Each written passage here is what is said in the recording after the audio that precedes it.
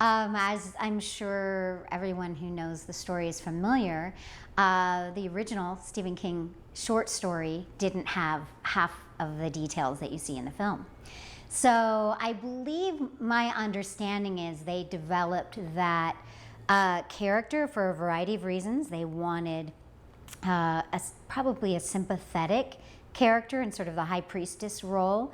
So having a teenager who was pregnant. Apparently I had a couple kids in the front row as well. So watching all the sacrificial activities, but it was a combination of fleshing out the story, but also having that high priestess character to really demonstrate how deep the deception, the manipulation, and the evil, the corruption had gone by having that whole ceremony in the church. Well, I mean, I had just signed with my agent at the time, Steve Dontonville. I just graduated at a theater school, USC, and I had done a couple of plays, and I'd started like going on general auditions, and then my agent, Steve Dontonville, knew these casting directors, Jeff Berg and Francis, I think, and he was like, this be a good first part for you. You know, this was the first movie I ever did. It's the first movie I ever did. And so, and I was trying to learn how to audition and stuff. And so I was really happy to meet these people. I was really happy to, you know, audition for a horror movie, you know, because I love horror movies. And I think that showed, you know, and I looked okay, you know, even though I was quite a bit older than 18 or whatever, how old Amos had to sacrifice himself to He Who Walks Behind the Rose. But I looked young at the time, and I just auditioned. I got it. It was the very first movie I ever did. I understand it was based on a short story by Stephen King. I'm not sure Amos was in the short story. Someone else would know that, but I did not read the short story. So as a Hollywood actor, it just came about by an audition from my agent, you know, to these casting directors who they had a good relationship, and they liked me, and I liked them very much, and I really liked the project, and I was pretty excited to be a part of it, and I think that came about, and luckily I got it. It was the first movie I ever did, and so it's a fond memory for me.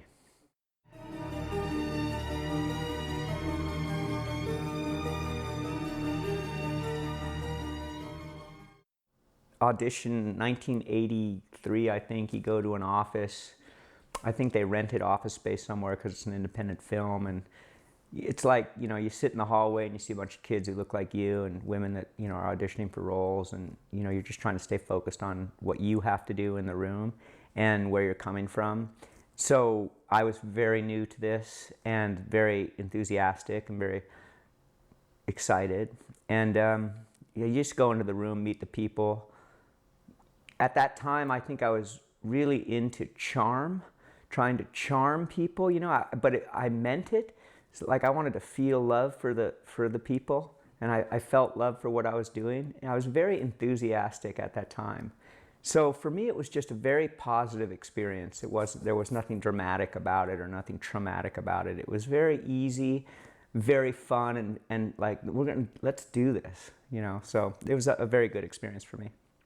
Oh gosh, it was actually kind of fun for me because in the process of auditioning, I had only done one film before that time. And I remember being in the room for callbacks, but I don't remember the original audition, but I remember the callbacks because the stakes were a lot higher. And so I kind of felt the pressure of, wow, I could really actually get this role. And I remember kind of a funny story about being in the waiting room and noting who else was in the room and noting the different types that were represented in the room. And of course, I'm petite, I had my curly hair, sort of the ethnic thing going. And I remember kind of observing, oh, okay, that girl's really cute, that one's pretty, that one's sort of tall and lanky looking, you know, sort of maybe more of a classic film lead character. One gal in particular, I remember she was really pretty, she had long hair, and I remember thinking, they'll probably go with her because she looked more straightforward, like for casting a teen for a film. And I remember being totally shocked when I got it, and I remember my agent telling her, oh yeah, I thought this, are you sure? I thought for sure this other girl would get it. And she goes, well, I guess they liked your hair. And I remember thinking, yeah, it had nothing to do with my acting. That's comforting, you know. But then it's one of those interesting moments where you realize the variables that go into making a decision often are something as simple as that character looks a little offbeat, they look a little different, we're going to go with that character. You've got capable actresses on both hands, but maybe it was something as simple as I looked off, you know, a little off the beaten path, off track, you know. So anyway, that was a standout kind of memory for me of the whole process. I thought it was pretty funny. It surprised me pleasantly.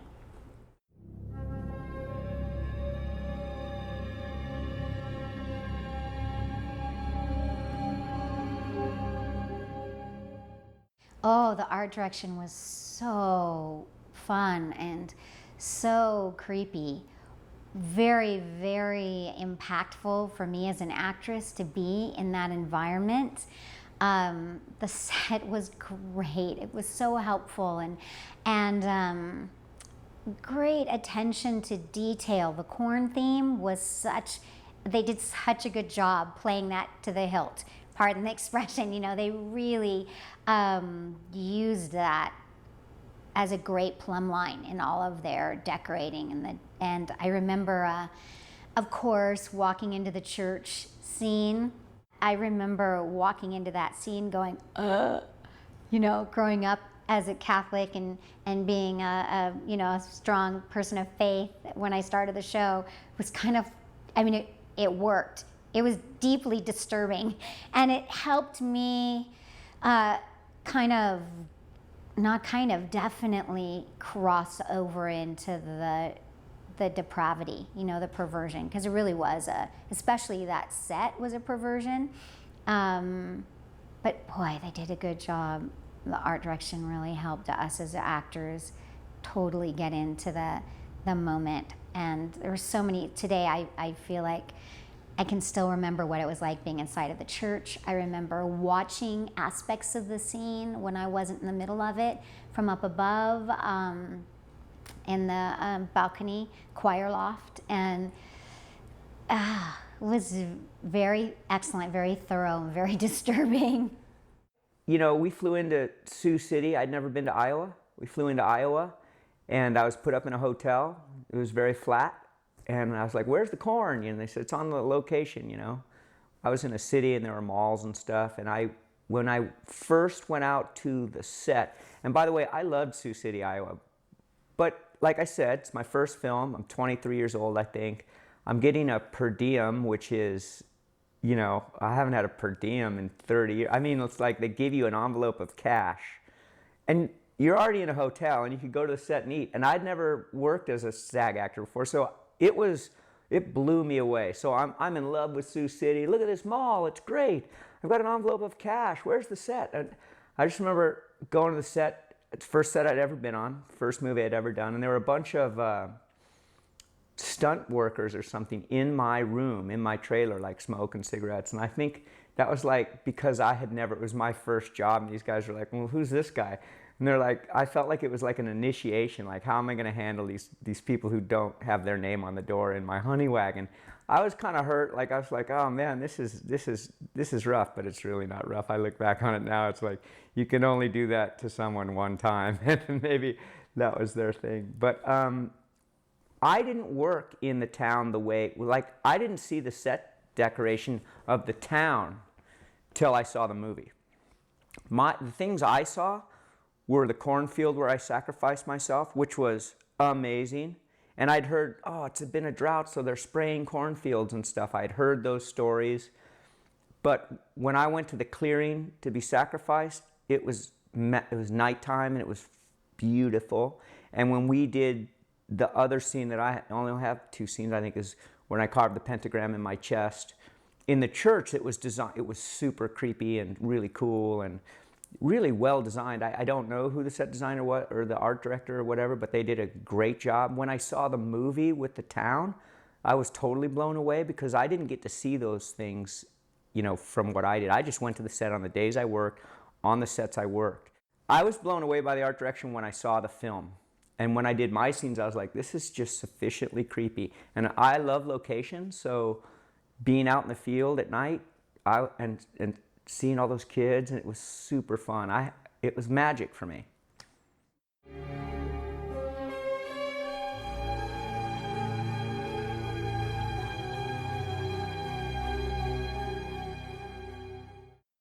That was a special effect, and they handed me this knife, and the guy explained to me there's a tube coming out of the back of the knife that when you touch this thing, blood comes out of the tube, and there's someone sitting right next to me going pump, pump, pump, pumping blood. So as I'm slowly moving the knife around my chest, he's pumping blood out, and blood's coming out of the thing. So we had to, close up, had to do it a bunch of times to watch the blood coming out. And then then a makeup person would come in and do the pentagram completely with dried blood and cut blood. It's a special effect, and it looked really cool. And sometimes I'd go over that with the fresh blood. Sometimes I had to do some stuff before the thing was cut, was drawn on me. But it's without a doubt, what I remember about that scene is doing sit-ups and push-ups in the other room before I had to go in. I was like, God, the guy might have my shirt off. I was like, I remember Fritz Kirsch, and Don Borgers, the producer and director, coming and going, God, you do more sit-ups and push-ups than anybody I've ever seen in my life, man. You got a lot of energy. And I was like, take your shirt off in your first movie ever. I just thought it was so funny to me that, people are working on this stuff and I'm working on doing sit-ups and push-ups. But I just wanted to make sure I was toned. But it was real. I love having a pentagram on my chest. I love that my character had a pentagram on his chest. I love that he carved it in his chest with a knife, because that kind of self-mutilation, I love that kind of cutting stuff, and it was really extreme. And I was kind of punk rock before I started acting. I was kind of on the fringes of punk rock, so I just thought that cutting a pentagram in your chest is really one of the coolest things you could do. And luckily it didn't stay because it was just a movie, so it was really fun. It was fun on a lot of levels. I liked stabbing Peter Horton. That was exciting because it was a trick knife. And that was really fun to play that out. And Peter was great to work with and very encouraging and supportive, very much committed to me going ahead and just going for it. He didn't want me to hold back and go ahead and just be tough on him. Trying to make sure I hit my mark under his shirt so that I didn't stab him for real. And then of course working with John in the scene where he's carving the pentagram into his chest, and how realistic that moment was. And he did such a good job that was also helpful in creating the disturbance of the moment. I loved the moment of Bring Malachi was just such a fun moment for me as an actress. The scene had so many neat layers. I remember just the reality of having my kids sit in the front row, because I didn't have any other moments where that connection was sort of highlighted. And although if you watch the film, you probably would not have a clue that was there. But that helped me as an actress as well, because, I knew I was pregnant because I had the physical, costume elements for that, choosing my words carefully. But having the kids there was just another layer. I thought that scene was very fleshed out and rich for me as an actress, because there were so many layers, so many fun moments in there. I had fun doing it.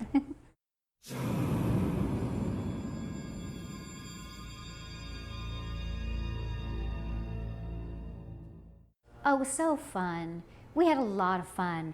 The camaraderie that you see of the kids in the story, and camaraderie seems like a kind word to use for what was happening actually in the film, but the camaraderie that you see, the connectedness that you see, we had a lot of that. We had a lot of fun together doing it. The kids that came in from Sioux City were so happy to be there. The families were happy to have them be a part of it. So it was really neat. It was neat to be able to be like a big sister, to them. as they were coming in and doing something some of them had never done before, and that was neat. And the kids that the two main kids were just so sweet and so talented and so professional, and you know, it was a pleasure working with them. Of course, we didn't have many scenes with them in particular, but it was neat to enjoy that process with them, and it was kind of scary, so I felt a little protective of them too. Wasn't a mom at the time, but I always kind of had that in my DNA, so I just wanted to make sure the kids weren't scared and that they understood that it was just a story, and they did such a good job, I think, balancing being there, fully present, but understanding it wasn't real, even though it was scary set at times. Well, I had graduated college. This is my first thing. I was a theater major. All I can assume is that all these kids were theater majors from high school who say, hey, there's a movie coming to town. You want to be in a movie? And auditioned and got lucky enough to get in it. Because, you know, for the kids. Because, I mean, that's a dream come true for a summer job. It's like, I'm going to be in a horror movie in my hometown. It's possible someone called me from Sioux City. We may go out there and see a bunch of the kids, like, and show the movie this year, like, for an anniversary thing, which would be great because my scenes were with Julie, with Peter. I really liked Linda Hamilton. I mean, she was really fun to hang out with, and I got to know her husband at the time, Bruce Abbott, and then we ended up doing a movie together, Dillinger. But I mean, it was all new to me, so the kids, I never got to hang out with the kids. I would love to have hung out with the kids, but I was a separate case, you know. I couldn't, you know, some people are method actors, you know, it just means like, well, should I hang out with these kids? Like, I didn't think I should. I thought, I'm getting ready to leave this party, you know. I'm not one of them anymore, and I'm already in that transitional zone. So just as a character study, it wasn't because I didn't like those kids. Every time I'd see them after the movie, and I would every once in a while, they'd come to LA. Some of them came to LA and were actors. I'd see them, I'd be like, yeah, we were in that movie together. And they looked familiar and everything, but I didn't socialize with the other children. I kept on my own path at the time, but they all seemed wonderful to me. Now, the actors that played kids, Courtney Gaines, I mean, those guys were just kind of, I think they'd acted before, and they were like, I was like, wow, those guys have big parts, and they're real actors, and I want to do that.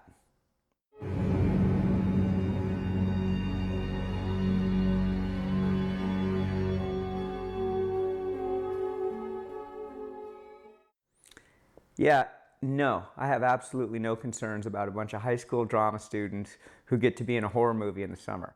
Yeah, I felt very, you know, protective, especially in the church scene. And there wasn't a lot I could do to shelter them from that, knowing that the nature of the show is that it's a horror film, and that the folks of the kids who are doing the film, I hope they knew what they were getting into. I'm trusting that they did. So I'm trusting that there was some coverage there for them at home. But again, like I had mentioned earlier, just making sure that we had a lot of fun between takes and laughed and joked, and the kids could see it was all pretend, and I wasn't, in my case, my character was pretty scary, but that I wasn't a scary person, and just like them, you know, having fun. I remember sitting and playing with my kids, you know, on the pew in between takes, and yeah, just trying to keep that normalcy for them in between shots was something I know I wasn't the only one thinking about it, but I definitely took a vested interest in making sure they were comfortable. Yeah, heavy duty stuff, especially for kids, seeing kids do it. Like, don't try this at home. Say these are trained professionals, but they're not even that. They're just actors, so it's not a good idea to kill your parents or murder everybody in town. Don't even think about it.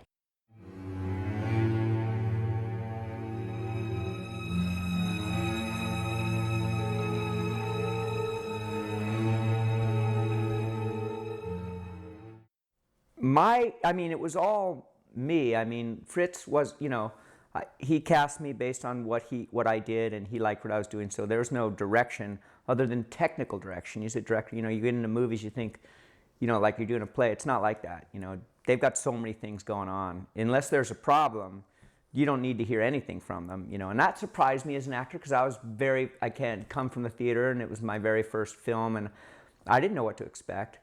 You know, you're on the set, and you know the director's got 100 things on his mind. He's hoping that you do your job, so that he doesn't have to worry about. That's one less thing he has to worry about that. And I really, you know, I saw that, and I take that very seriously. I mean, the casting's so important. Once you cast someone, you just hope they can do it. And you know, I was doing whatever I was doing was okay with him. So I didn't get, you know, nothing was from him. Like, you know, the lighting and the camera angles and the, you know, the action stuff is from him and everything. And he was great. I really like. He's super mellow, cool guy.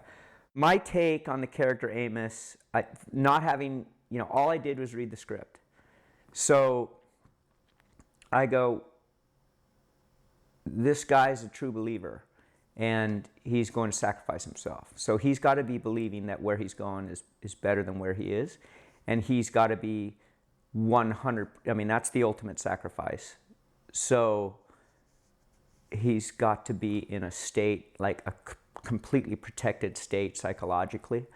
You know, and immune to criticism, because I know there was going to be a confrontation in the church with Peter, and there's going to be some, you know, the other kids were willing to fight for me to die. You know, they'll kill for me, for my right to die at this time. So I was like, you know, I felt like a princess. I felt like a princess, but not a reluctant princess. I felt like it was an honor, what I was going to do, and that I was a hero. And so that's how I felt. I felt like I'm awesome. I'm a rock star is what I felt like. I'm going to be a rock star. And I had that kind of bleary-eyed faith of the convicted, you know, where you cannot touch their faith. So, you know, and I had joined a spiritual program before it, not for the movie, just for myself though, and I had seen when some people are just infused with a certain belief and faith that you can't, you know, it's almost when they're totally in the zone, it's like they're not connected 100%. Some of them aren't, and that's the way I went with it. That's the choices I made. Like, this guy is 100% into what's going to happen. He's completely willing and enthusiastic and is all about this. And that's where my mind was at. Then, of course, it was the first movie I've ever did. So you get on the set, and there's cameras and people and makeup, and, you know, am I going to be a professional actor? And fear kicks in. It's like, it's so frightening because I'd never done it before, and I was just had to focus on just being completely simple and almost clearing my mind, almost really clearing my mind so there's not a thought in my head. And I think it shows. I think fear helped a lot. And like, oh, this is fucking scary. I'm just going to be like, everything's going to be fine. And that's what came across. You know, when I look at it, I go, fuck, I'm scared to death, but it kind of works. You know, coupled with the research I'd done about I'm not going to have any doubt. You know, when you're young sometimes, like soldiers or whatever, you know, you can do things that you would never do when you have a little more knowledge. And that's the way I played it, like completely, I'm all in and no one can touch me. And that sort of an innocent ignorance, but completely full of faith. It was fun.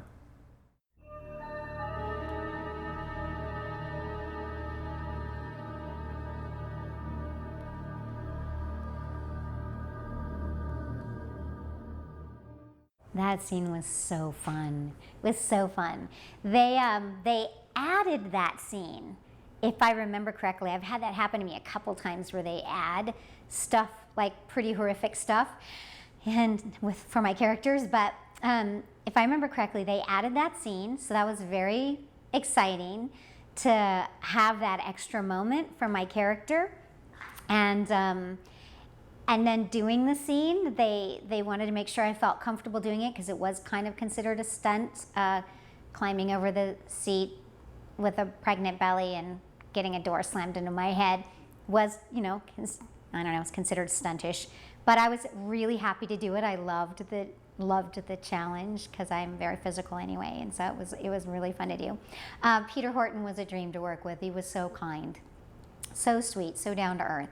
Very, very, very friendly, and yeah, that was a fun moment to work out with him.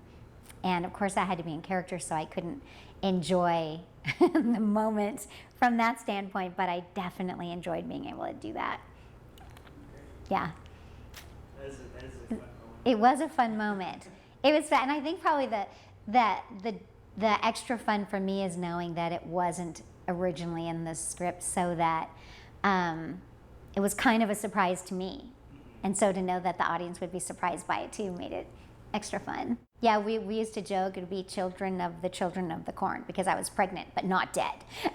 So we were always curious, like, what's the outcome of that going to be?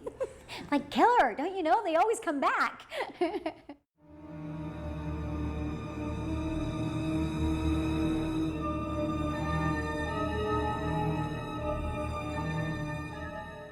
Yeah, I'm a fan of all horror films. I love horror films. I always have loved horror films ever since I was a little kid.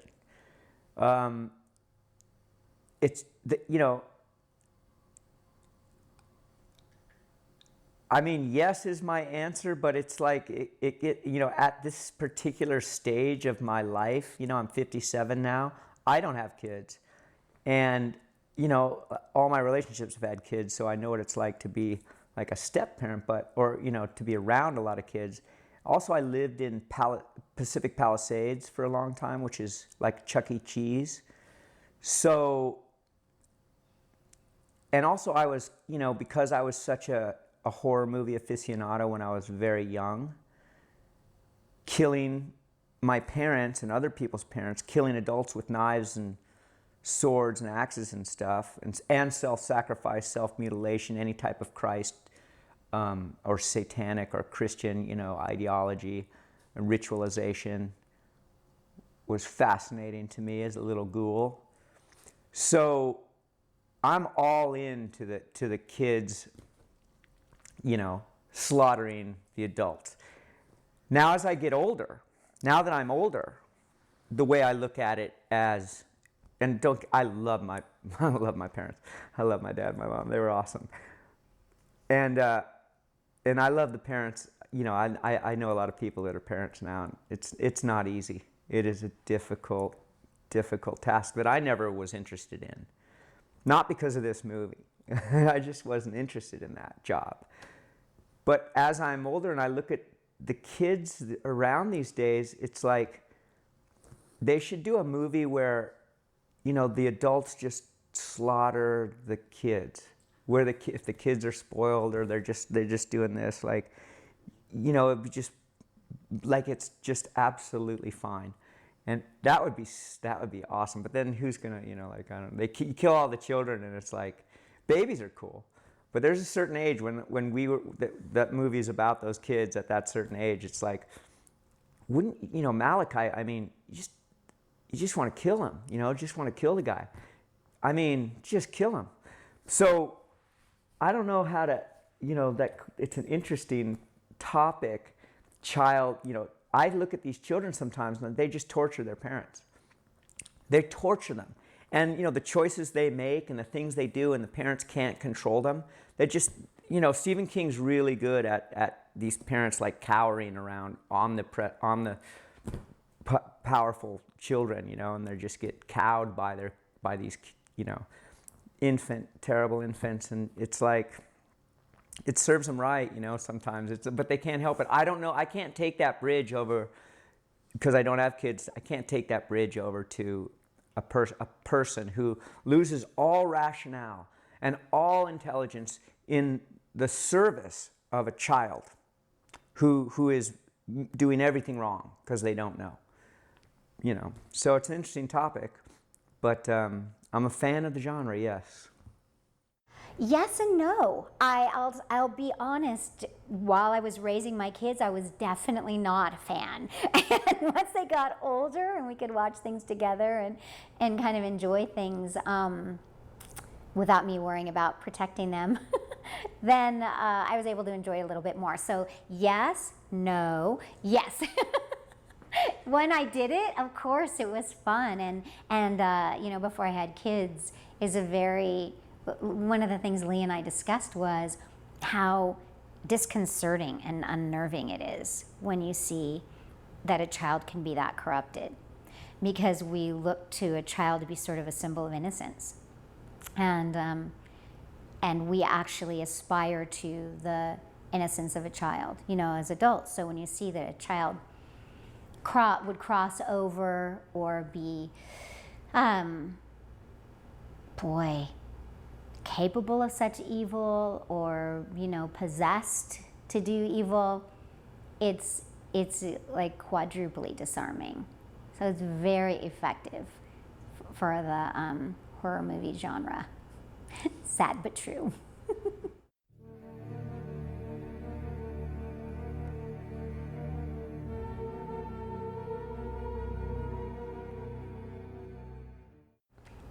It strikes me as almost, and at the time it struck me, as almost being in a category all its own, because the film wasn't written by Stephen King. The idea was, the germ of the idea was his, and then it was developed for film.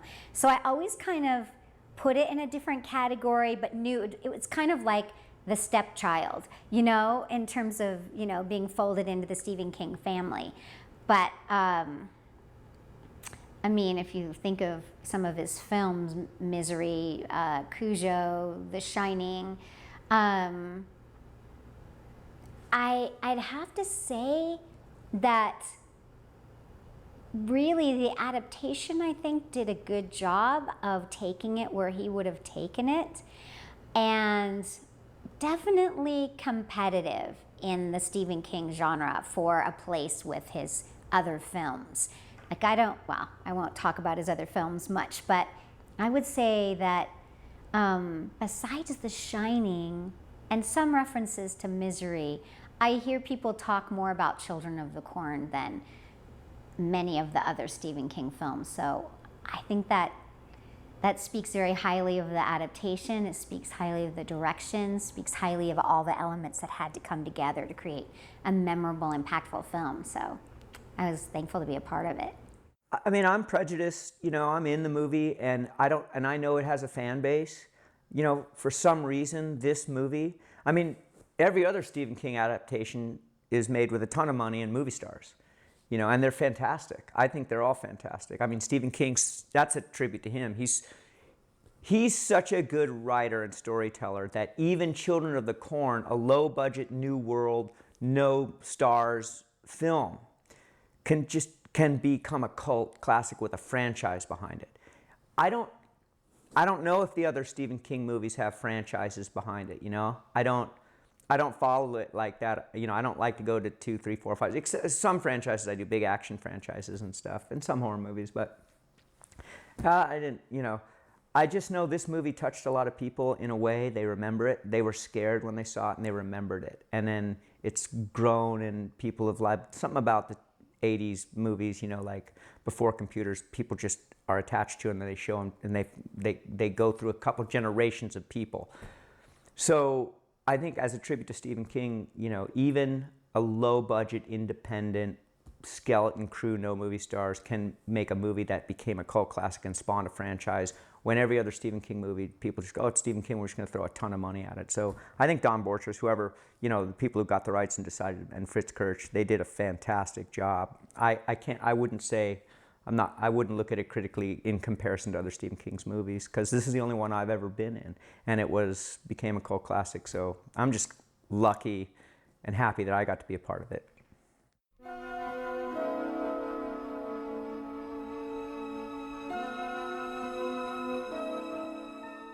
Yeah, I did. I actually joined a cult, a spiritual cult, not, you know, for a little while. And no, I joined one and I participated and I just did a lot of research in it, and it ended up being really cool. Not a cult, but people consider it a cult. But yeah, I did a little research in it, just enough.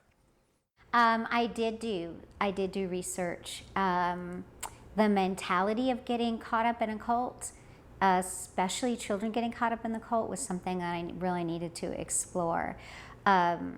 It's a dark and tough concept, but I really wanted to make sure that I understood the psychology behind it, how somebody could get so pulled into something, especially something so corrupted.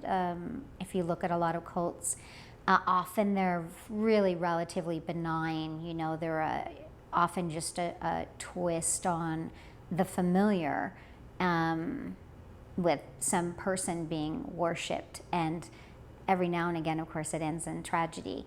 But this was such a dark version of that I definitely wanted to understand the psychology, how someone could go that far, how a whole group of kids could go that far.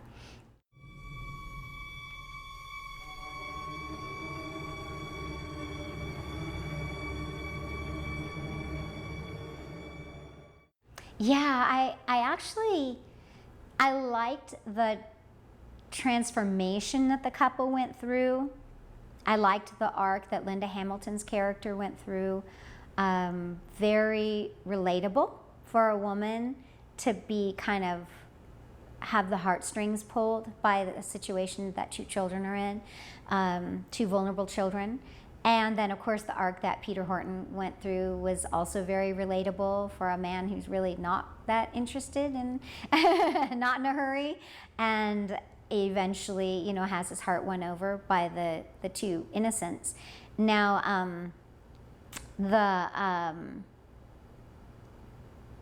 I think a lot can be said about the message of a group of children being influenced so heavily and having such a devastating impact on a culture, because, you know, you consider the community and the culture of the community, that they basically completely devastated it and you know, started something new based on the, you know, evil seed introduced by Isaac.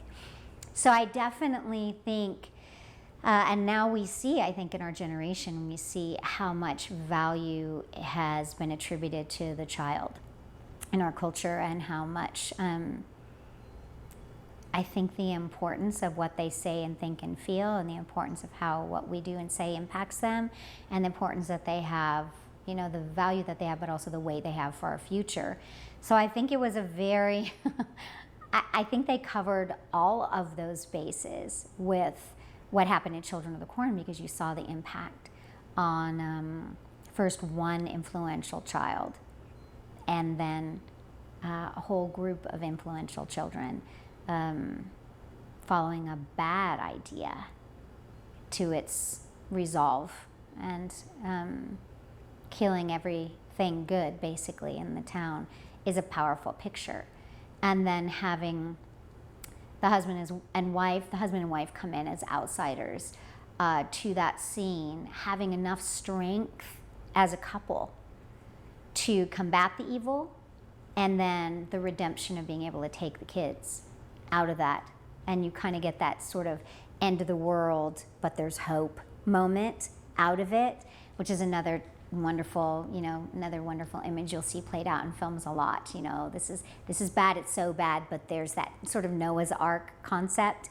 Life is going to continue, and it's going to be okay because we're able to take a seed and preserve it and get it out of that environment. So, yeah, a lot of messages in that film that were, I think, sort of classic, really. I think that's probably why it's endured.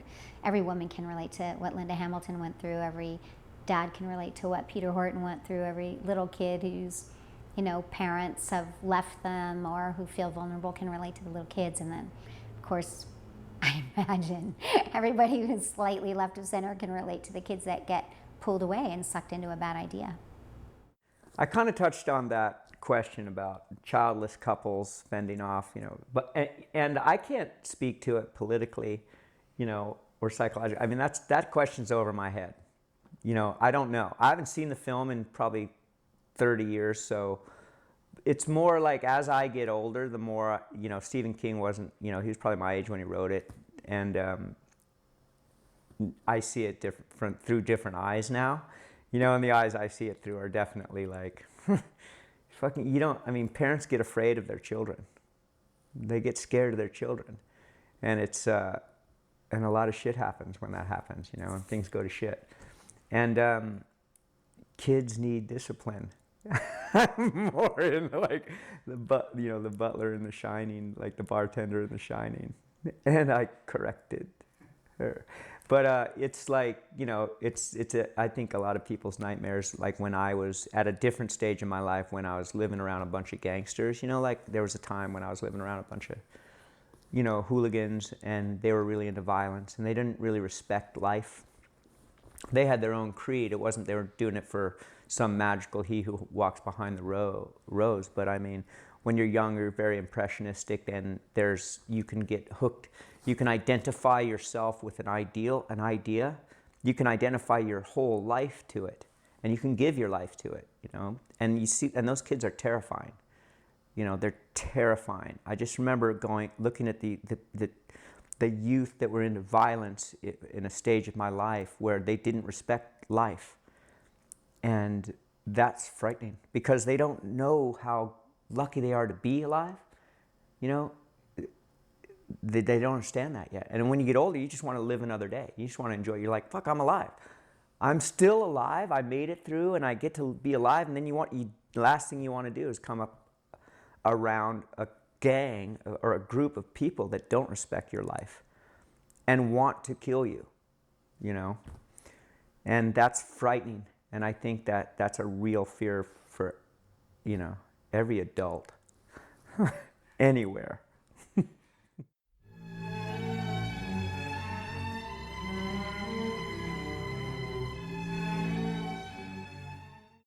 No, I was dead, so I didn't see any of the other movies, except I did see the remake that Don Borchers made. He came back and made the original Children of the Corn, and he had produced, and I assume still owned the rights to Children of the Corn, the original. Good for him, he got to direct it. He was a producer and he got to direct it, and he's really super cool. And I think he did a really good job. But I don't follow any of the other ones, but I did see that one just out of loyalty and respect for him. I actually did not end up seeing the sequels, and I will tell you why. Primarily because I did end up auditioning for one, and I remember reading the script and telling my agent I'm not interested because the direction it went, with all due respect to the people making the film, I felt it, from what I could see from the script that I was reading, it took a really more commercial turn, and it sort of left behind the very original stamp that Children of the Corn had on it, the original one. And I just wasn't interested in doing those stories. Children of the Corn was so original. I was happy to have been a part of it and happy to not try to make the other stories recapture anything of that first experience. So I know that some sequels are amazing and some sequels eclipse the original, and I don't have a problem with sequels being written, especially when a story is enjoyed. I just personally didn't enjoy what I saw happening. So yeah, and I never ended up watching the sequels. It was kind of funny because people would say, oh, there's a Children of the Corn, this number and that number and this number out, and I remember thinking there are, like, somehow I just missed them all. I think I must have been busy doing something else because somehow I didn't even notice some of the others that came out, so kind of missed it.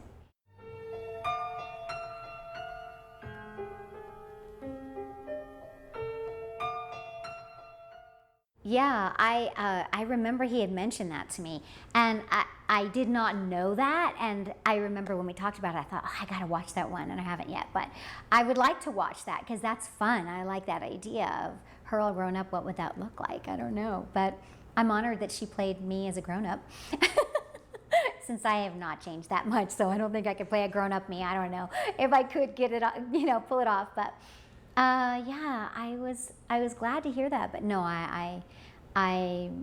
I really didn't hear much about the sequels. I know that John Franklin went on and did a number of them, and I was happy for him that he got to do that. That was neat for him.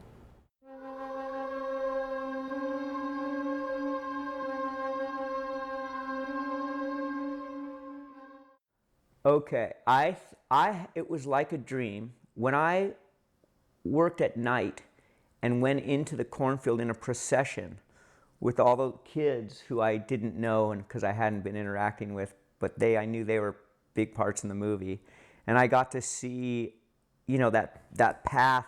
I think like I said, I'd been like doing push-ups and sit-ups, and like I had a pentagram on my chest, and I was about to go, and to me it was like a rock star going into an arena, and or a fighter, and I was just like, that night was kind of mad. The way the lights were in the field is my first night shoot on location in a film, and it looks surreal. And I just remember like pulling my shirt off the side of my thing because Flashdance was a big hit, and I wanted to show off, all the work I'd been doing. And the costume designer kept coming up and going like this, and I was like, no, I want to wear it like that. It's like hanging off my thing, and they're like, no, but it's, and I'm like, no. This is how Amos is wearing his shirt into the field. And I just remembered, and they looked at me like, what the fuck is your problem, dude? And I just remember thinking like, this narcissistic delusions of grandeur. I had these delusions of grandeur because the lights were coming and there was a mist, and all these little teenagers were like, supposed to look at me like, this is awesome. And I'm not a rock star, and I've never would be, or a boxer or anything like that. But I was like, this is as close as I'm going to come to, the total narcissistic center of attention, rock star ever. And I'm just a kid, and it's his first movie in Hollywood, and he gets to go through this procession into this field and get hung on a cross. And that was surreal to me and magic, and it was bigger than life. And I knew that my life as that character was over at this moment. This was going to be the peak, penultimate experience of my life, and there was going to be nothing to compare to it after this. And I felt that way. I actually felt that way. Part of John the actor was going, this is the coolest fucking thing in the world. I want to do this again. Of course, I've never done anything remotely like it again. It's the first time I ever did anything, and I've never done anything remotely like it again. But that, as a young actor, like me, who's doing sit-ups and push-ups all the time, that was a peak experience, and I'll never forget it. It was just magic. So I wish Julie was here. Like, she could talk some of her story, but she was a big part of that, and she was very supportive, and that was awesome. I want to thank Fritz Kirsch and Don Borchers for giving me that memory. I have a couple of fun ones. I think I had mentioned these to Lee when we talked. One thing that we did was the members of the cast we had a day off, and we went on a boat ride. And it was so fun, because I remember Linda Hamilton and Peter Horton and I were there, and Linda and I had a really great time. So it was a really nice downtime away from the set to kind of bond. So that ended up being really, really fun. And then, let's see, what else was fun? We would have chats with Jeff Greenberg, was the casting director, if I'm remembering correctly. And we had a lot of fun chats. We would hang out in our rooms, and we would all spend time together and just goof off, and that was really fun. And then the